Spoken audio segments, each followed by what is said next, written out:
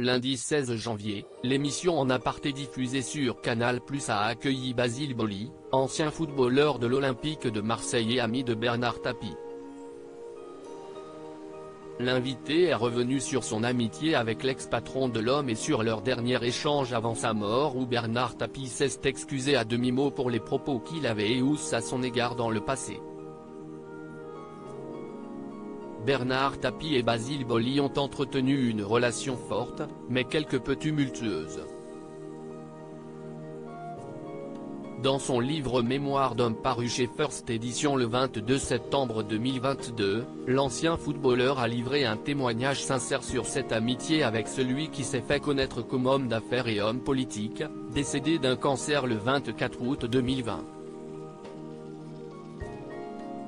C'est lorsqu'il était encore défenseur à l'Homme, entre 1990 à 1994, que Basile Boli a rencontré Bernard Tapie. Contre toute attente, les deux hommes se sont très bien entendus. Mais plus tard, Bernard Tapie a tenu des propos blessants envers lui, « Il y a le singe au pied carré, avant de vous recruter ». Des mots qui ont entaché leur relation. Mais lorsque Bernard Tapie était hospitalisé à son domicile, il a ressenti le besoin de revenir sur ces paroles blessantes qu'il avait pu dire par le passé et de s'excuser auprès de Basile Boli. Lors de son passage dans l'émission En Aparté, l'ancien footballeur a raconté cette ultime conversation.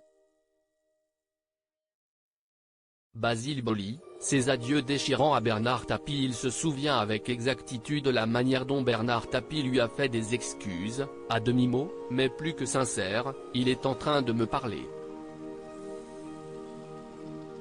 En fait, il est en train de me dire qu'il regrettait certains mots », a-t-il raconté avec émotion. C'est sur un lit, avec des branchements partout qu'il lui présentera ses excuses, « Tu sais mon Black, je t'aime et ça veut dire beaucoup de choses », a-t-il relaté. Ça veut dire, je regrette certains mots, je suis content de ce qu'on a vécu. Tout y était en même temps, s'est-il souvenu, très ému. C'est donc dans la réconciliation que le joueur a pu être aux côtés de l'homme d'affaires pour ces derniers instants. Et lui dire au revoir.